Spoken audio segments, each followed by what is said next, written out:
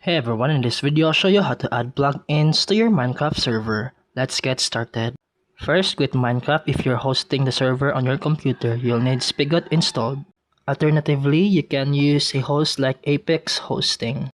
Once you have Spigot, open your server folder and find the plugins folder. Then to add plugin, just download a plugin file from CourseForge or Spigot MC. Make sure the plugin version matches your Minecraft server version. For example, if your server is 1.21, download a plugin for 1.21.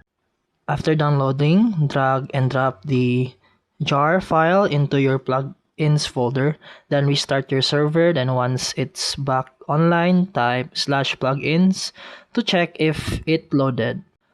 Some plugins like World Edit will let you use commands immediately, while others may have config files to tweak.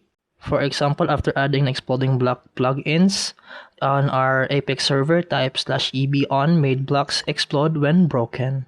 And that's it for today's video. If you found this helpful, please like and subscribe for more videos. See you in the next one.